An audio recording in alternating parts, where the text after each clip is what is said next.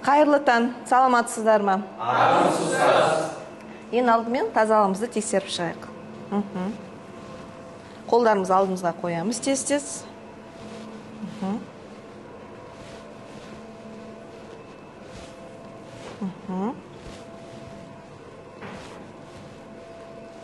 Анау тұста.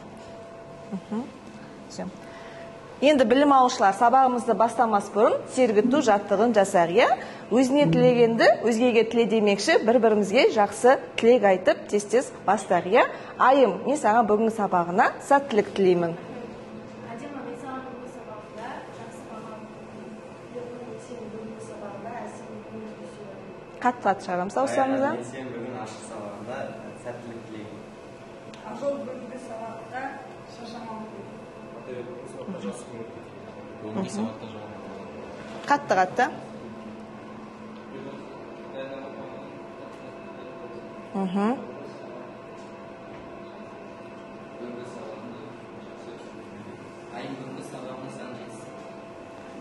Рахмет, енді сергітіп жаттығын жасап болды. Енді білім алушылар сабағымыздың бүгінгі біздің өтетін тақырыбымыз жұмыртқадан әзірлеген тағамдар.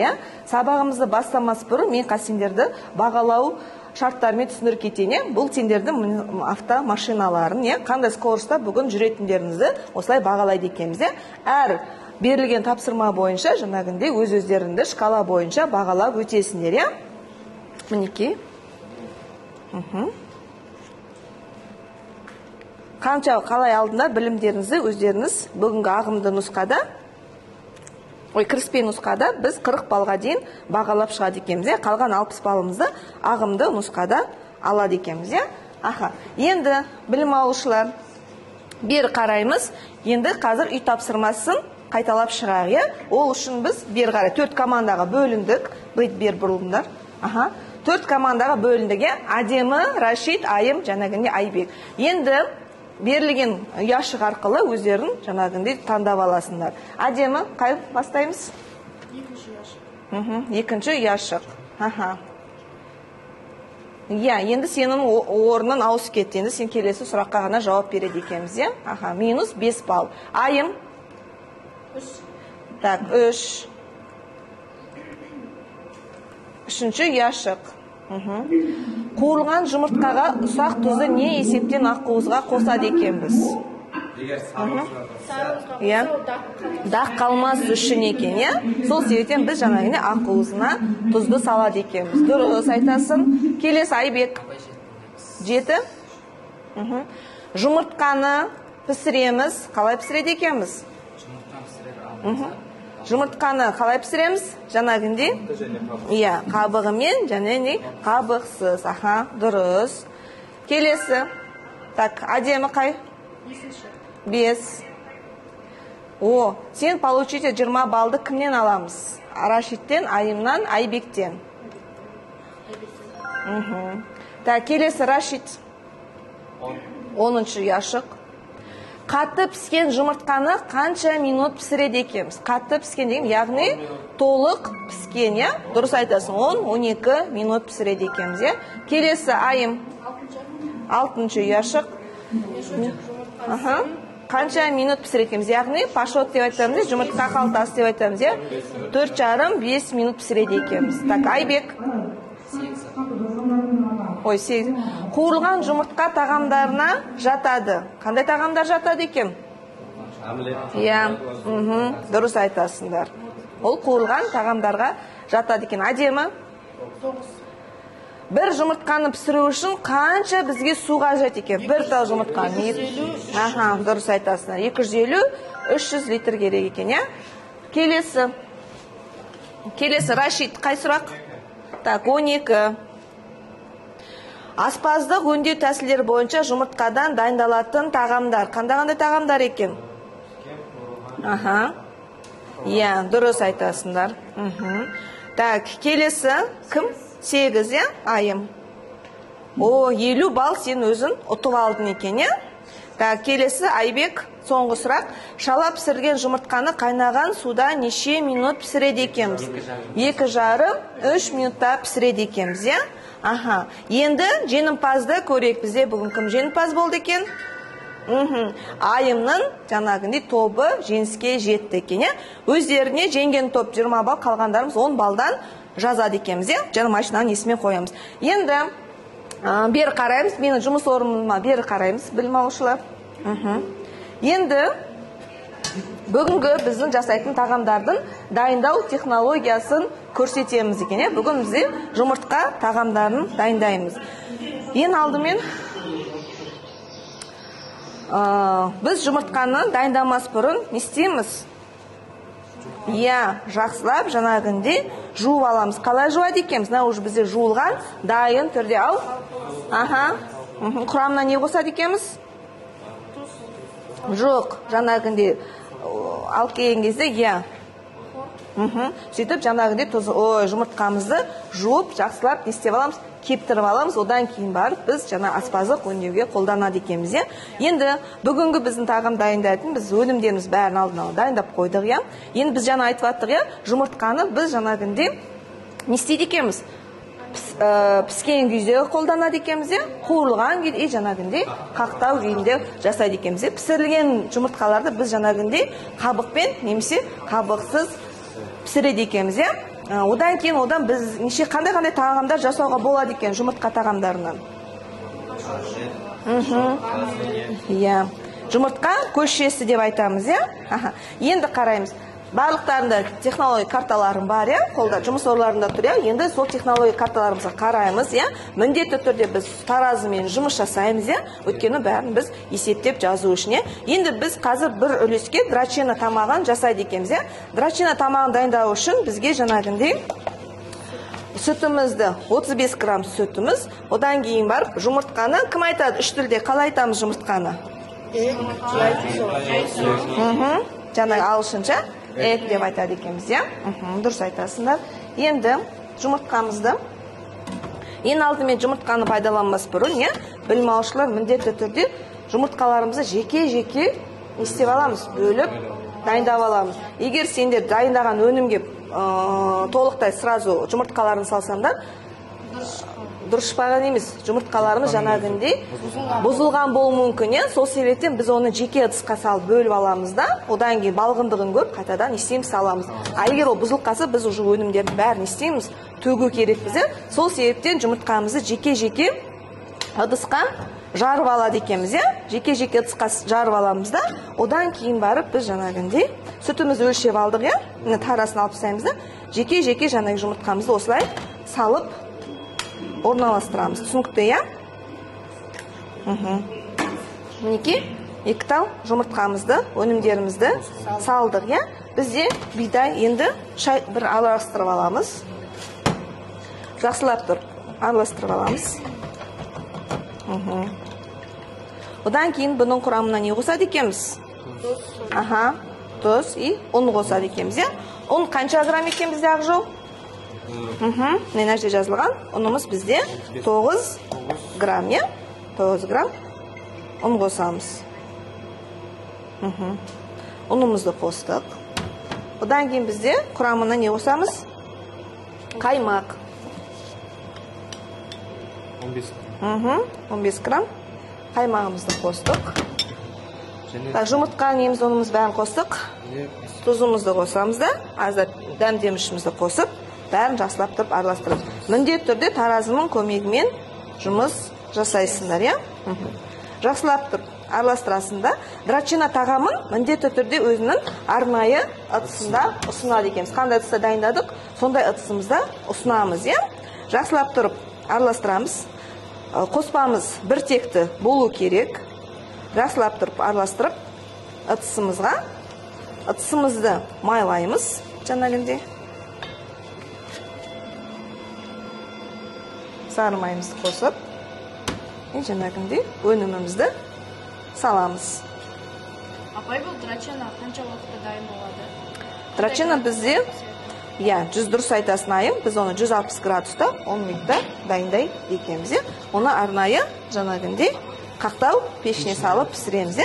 Ең алдымен қақтау пешіне салып дайындап аламыз.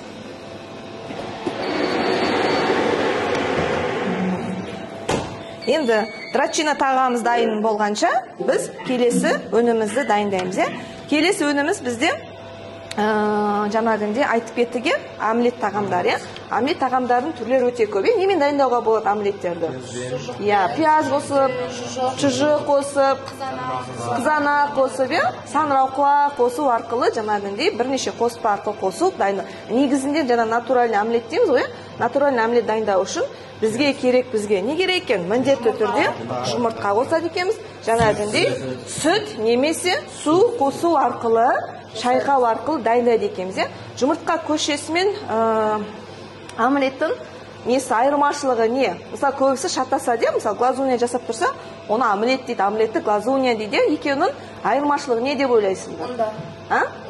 Жоқ. Омлет глазунья. Бір қоспа арқылы, шайқау арқылы жаңағынде не істейді екен? Дайындалады екен. Дұрыс. Енді келесі бізде сонымен қоса біз балалар жаңағынде айттық, жаңа піскен жұмыртқаны бенедикт жұмыртқасы деп айтамыз, немесе пашот дейміз, или жұмыртқа қалтасы деп айтамыз. Оны біз жаңағынде қабықсыз пісіреді екенбіз.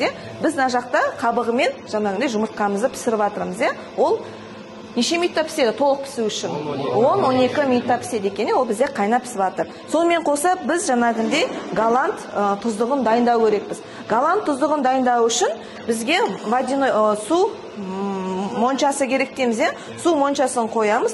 Соған міндетті түрде жұмыртқаның сарысын алып шайқаймыз екен, осылай жаңағынде водяной баня дейміз ғой. Соны қосып, жақсылап тұрып араластырамыз. Су моншасын. Одан кейін қоса бізде лимонымыз керек екен. Лимонның шырыны керек бізге. Лимонның шырыны керек. Жақсылап тұрып араластырамыз. Сары май, ертілген сары май 90 грамм, жаңағынде сары майды 2 жұмыртқаға жаймендеп, жаңағынде қосу арқылы араластырып тұрамыз. Жақсылап тұрып араластырып шайқаймыз. Сонымен қоса жаңағынде лимонның шырыны бізге дәм береді. Содан кейін не деп ойлайсыңдар? Жарайды, иіс, дәм, содан кейін массамызды қайтеді? Қоюландырады, Мысалы үшін лимон шырынын қосып, жаңағынде массамызды қоюландырамыз, дәмін жаңағынде келтіреміз. Сонымен қоса біз дәмдеуішті міндетті түрде дәмдеуішімізді, тұзымызды қосамыз, тұзымызды жаңағынде қара бұрышымызды қосу арқылы дайындайды екенбіз. Бұған көбісі жекеде дәмдеуіштер қосып атады. Мысалы үшін, егер сен балық тағамына берсең, балық дәмдеуішін қосуға болады. Біз енді жұмыртқаға қосу үшін біз асабы дәмдеуішті қоспады. Тұз бен бұрышымызды қосу арқылы дайындадық. Бұл жаңағынде ақырындап қайнай берсін. Енді келесі бізде жаңағынде омлетімізді дайындаймыз. Омлетімізді дайындау үшін жұмыртқамен жаңағынде сүт арқылы дайындайды екенбіз.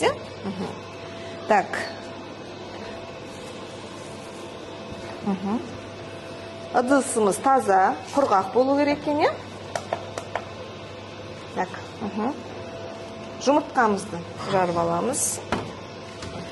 Омлет тағамдарын 3 жұмыртқадан немесе жаңағыдай 2 дана жұмыртқадан дайындауға болады. 3 дана дайындаймыз егер біз. Ана жерде бар?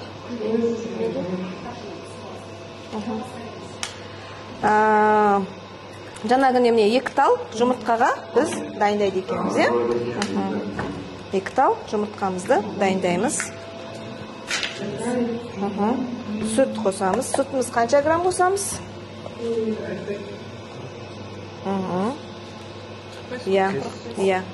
Жұмыртқамызды қосықта жақсылап тұрып, не істейміз? Араластырамыз, бір текті масса болғанша. Егер бұл бізде жаңағынде натуральный омлет дейміз ғой, яғни ешқандай қоспасыз, құр өзі деген сөз.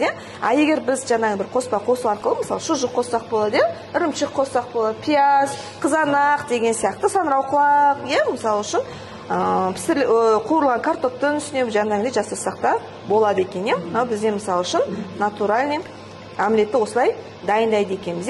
Енді бұған біз жаңағындай шұжығымызды қосу арқылы дайындайды екенбіз. Тарасын алып тастаймыз. 20 грамм жаңағындай шұжығымызды аламыз да, оны майдалап, жаңағындай сабанша қылып, тек шеше қылып, жаңағындай турап жасайды екенбіз. Енді ұсақ тек шешеге турап, осылай жасап, біздің өнімімізге істейміз, саламыз, қосу арқылы араластырып дайындайды екенбіз. Табаны міндетті түрде бізде табамызды қоямыз.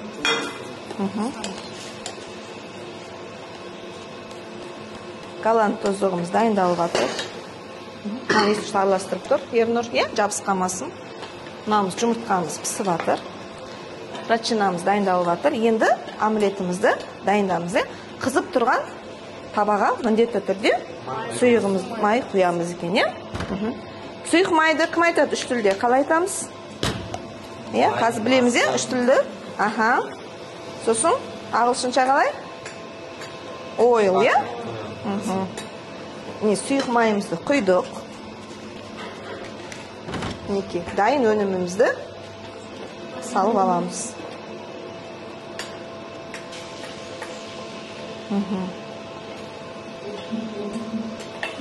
Омлетіміз дайын бола берсін. Нұрайынан жүк маған бересің. Енді омлетіміз дайын болғанша, біз келесі өнімімізді дайындайды екенбіз. Енді бізде нан берілген, біз жаңағындай қазір пашот жұмыртқамыз бар ғой, сол пашот жұмыртқамызды дайындайды екенбіз. Ол үшін бізге стреч дейміз ғой, стречтің көмегі керек. Міндетті түрде қолданамыз. Шын міндетті түрде майлаймыз, жабысып қалмасы үшін міндетті түрде кішкене аспаздық маймен майлап алады екенбіз. Майлап аламыз. Одан жаңағындай жұмыртқамызды жарып саламыз. Кесіп алайық.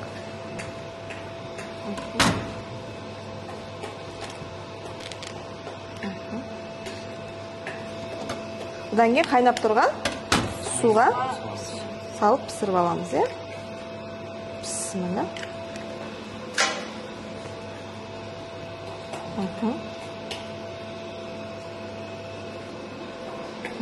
Осылай жаңағындай қайнап тұрған суға пісіріп аламыз. Суға біз жаңағындай тұзымызды салдық. Нұралинаны бүйтіп ақырын ұстап сөйтіп тұр. Қолын ұтпай қайтып алып. Болды, 60-та, Ернұр, 60-та.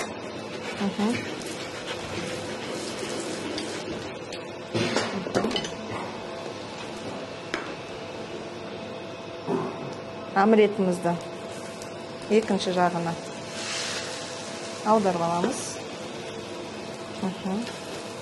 Так, прачинамызды бір қарай салайық. Прачинамыз дайын болып жатыр. Енді голланд тұздығымыз дайын.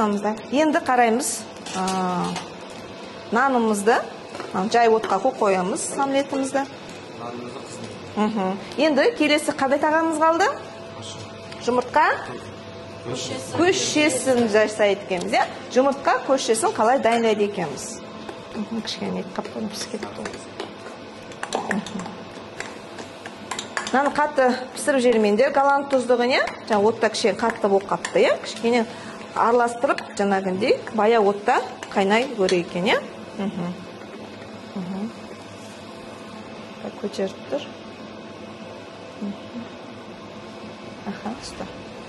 Так, енді келесі жұмыртқа көшесін дайындайды екенбіз. Енді балалар, сендерге сұрақ, біз жұмыртқаның балғындығын қалай тексереді екенбіз? Мысал үшін. Біреуіміз ғана айтамыз. Қалай? Жаңа балғындығын қалай тексереміз? Суға саламыз. Судың бетіне шықпаса, қалай? Ақжол, толықтыр. Егер жұмыртқа судың бетіне шығып тұрса, А егер төмен жаңағыдай нетіп тұрса, ол уже балғын емес дегені сөз екен, иә. Сосын мен жаңағыдай тағы да сұрақ қойып шықты, иә. Жұмыртқаны қай уақытта тұздайды екенбіз? Жұмыртқа көшесін дайындаған кезде жұмыртқаны біз қай уақытта тұздайды екенбіз? Ағын ба, или сарысын тұздаймыз ба? Аха, не себептен сарысына тұз сеуге болмайды? Иә, сол себептен біз жұмыртқаның ақ уызына ғана жаңағындай салады екенбіз, иә? Жұмыртқа көшесін дайындаймыз. Так, сонымен қоса тұзды жұмыртқаның ақ уызына салып тұздайды екенбіз, иә? Так, сонымен қоса біз болды ма? Әжеген ам пісіріп тұр, мен аны алайын. Так, кішкене бір минут салады. Так, піскен жұмыртқамызды міндетті түрде салқын суға салып аламыз. Аха.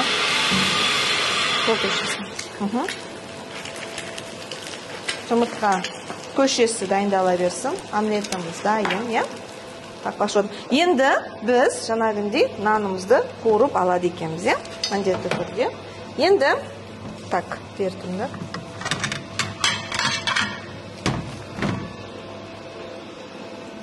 Драчина тағамымызды дайындалып болды. Қандай ыдыста қолданамыз, сондай ыдыста ұсынады екенбіз, иә? Міне, драчина тағамымыз бізде дайын. Міндетті түрде болғаннан кейін біз пешімізді өшіріп тастаймыз екен, иә?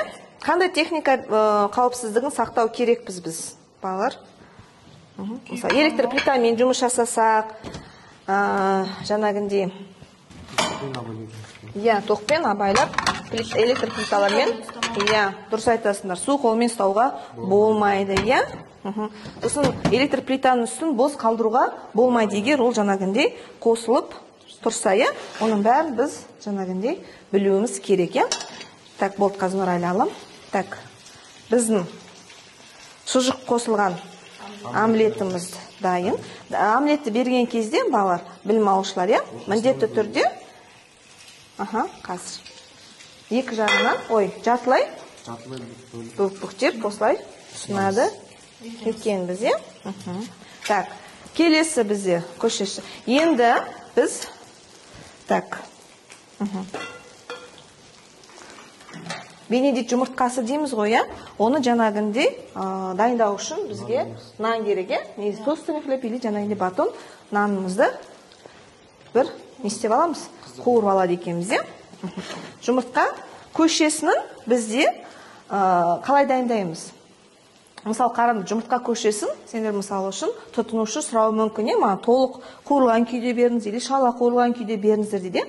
Біз сол себептен соны жасамас бұрын сұраймыз, бізге жаңағы жұмыртқа көшесін қалай дайындаймыз деп, негізіне білеміз, жұмыртқасын дайындаған кезде бізде сарысы жаңағындай шикі болып тұрады, ақ уызымыз толық піскен болып тұрады екен, ал неде де бенедикт жұмыртқасында да біз осындай қабықсыз қылып осылай не істейді екенбіз, дайындайды екенбіз, рахмет, Нұрали. Қазір саламыз. Так, енді нанымызды қуырып аламыз, жұмыртқа, алып тастайық. Так. Енді піскен жұмыртқаның біз тартым ретінде де қолдансақ болады екен, Так, тартым ретінде қолданамыз. Сол себептен біз жұмыртқаны салқын суға салып жуып аламыз, чтобы біздің тез салқындату үшін, қабығынан ашимыз. Бізде бұл жұмыртқа толық піскен, толық піскен. Бәрін алып тастаймыз. Міндетті түрде аспазшының жұмыс орны қандай болу керек? Таза болу керек, артық жаңағындай дүниелер болмау керек. Өз жұмыс орнымызды міндетті түрде тазалау керекпіз. Міне, нанымыз дайын. Жұмыртқа көшеміз дайын. Так, тарелканы біреуін сал. Алып тастай салыңызшы. Сметана қалсын, алып тастай сал.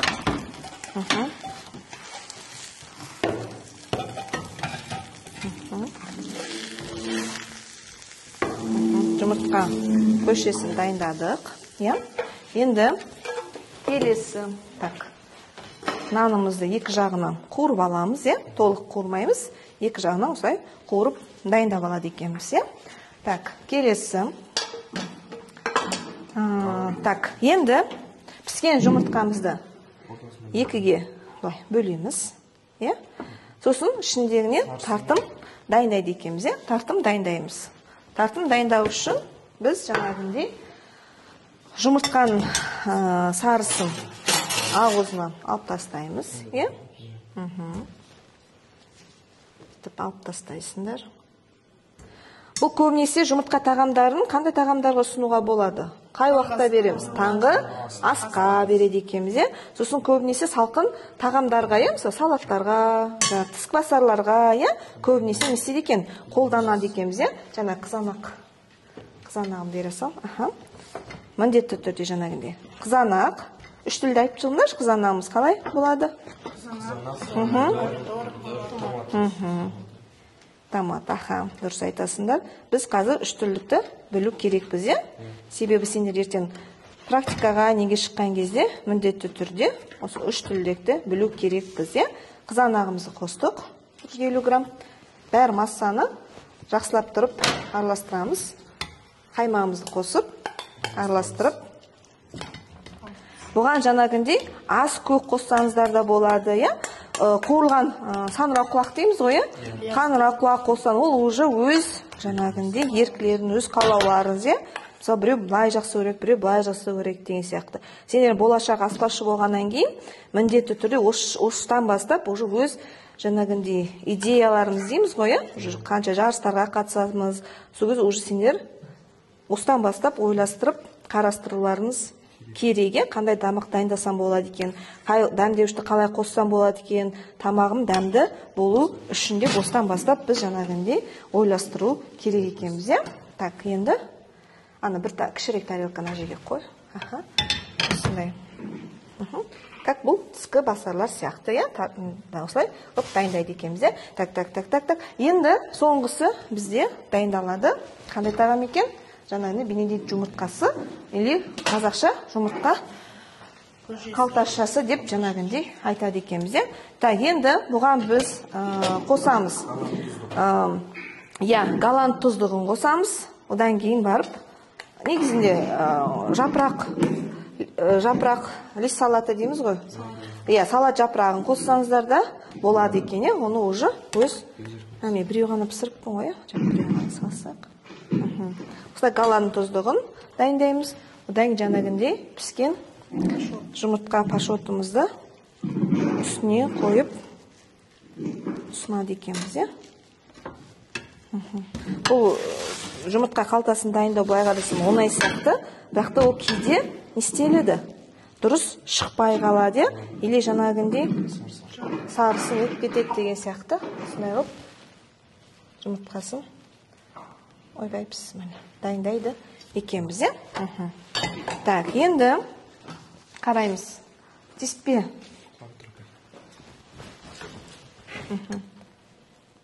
Неміз қисық тұр ма, нанымыз?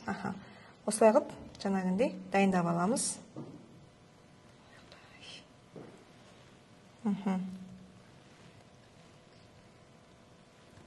Так, осылай жаңағындай жұмыртқамыз не істейді? Дайын борас. Енді жаңағындай не ұсынамыз? Қаймақ. Тұздықтарын жаңағындай жасыл пияз қоссаңыздар да болады. Ол уже өз еркілеріңіз. Так, енді қараймыз, білім алушылар. Бүгін біз дайындадық сіздермен 5 тағам түрін дайындадық. Қандай тағам түрлерін дайындадық? Ақжол, айтып кет, тамақнаты. Все, Даяна. Тартындалған? Жұмыртқалар, кім? Әдемі? Жұмыртқа қалташасы. Так, Айым? Жұмыртқа көшесі. Рашид? Омлет, не қосылған?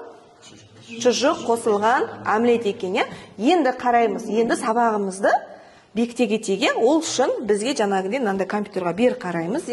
Енді сендерге қараймыз. Берілген неде? Так. Мына жерде қараймыз, сендерге сурет берілген, суретте көрсетілген тағамдарды қойып шық дейді. көрсетілген мен сендерге қазір тағамдардың суреттерін беремін, соны рет-ретімен істейміз, қойып шығамыз. Қандай тағам екен? Омлет. Оны біз жаңағындай омлеттің үстіне не істейді екенбіз? Қояды екенбіз, иә? Так, аха. Келесі қандай? Тұтастай? Аха, піскен жұмыртқа, иә? Сурет көрініп тұр ма сендерге? Аха. Келесі? Жұмыртқа көшесі. Аха. Келесі? Драчина.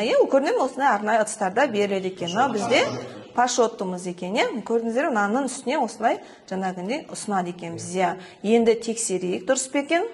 Аха. Дұрыс екен, иә? Аха. Рахмет, балалар, білім алушы. Енді жұмыс орындарыңызға тұрыңыздар өздеріңіз. Енді мен сіздерге қазір жаңағындай бағалауларыңызды ұмыт кетпеңіздер. Аха, машиналарыңызды бағалауды ұмытпаңыздар, өз-өздеріңізді каждый раз, иә? Енді мен қазір сендерге осындай ұялы телефонмен сендерге көңіл-күй, температура өлшейтіндер сіздерге береді екен. Мен соға бүгінгі сабақты бекіте кетесіздер, бүгін не үйрендім, не білдім, не білгім келеді деген сияқты. Мінекей әдемі ручкаларыңызды алып, тез-тез осылай белгілеп кетіңіздер, иә? Көңіл-күйлеріңізді көрсетіңіздер. Бүгінгі сабақ, иә, кері байланыс, бүгінгі сабақ бойынша кері байланыс жасайды екенбіз, иә? Кері байланыстарыңызды алып, осылай жаңағындай айтып шығасыздар, иә? Көңіл-күйлеріңізді белгілейсіздер. Так, маңыз. Кері байланыстарыңызды жасаңыздар. Тез-тез жазып, белгілеп, или жаңағындай ауызша айтсаңыздар да болады. Бүгінгі біздің жасап кеткен тағамдарымыз бойынша. Так, 1 минут уақыт. Кім ауызша айтам деп, жаңағындай ауызша айтсаңыздар да болады.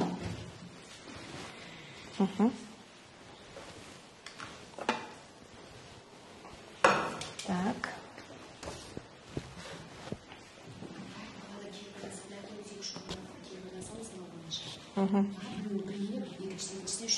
Сразу микрофон. Так. Аха. Енді кері байланысымызды так әдемі айтып кет. Бүгін. Бүгінгі сабақта мен пашот көжесін білдім. Көжесін. Және білетін нәрсем драченаны жасап үйрендім. Және менің көңіл-күй деңгейім өте жоғары. Білім деңгейім бүгінгі сабақтан кейін жоғары деп ойлаймын. Хорошо, рахмет. Көп-көп айым. Мен бүгінгі сабақта білемін жұмыртқа көшесін, білдім, бенедикт жұмыртқасын және де голланд тұздығын жасалуын. Ал менің көңіл-күй деңгейім өте жақсы. Рахмет, көп-көп.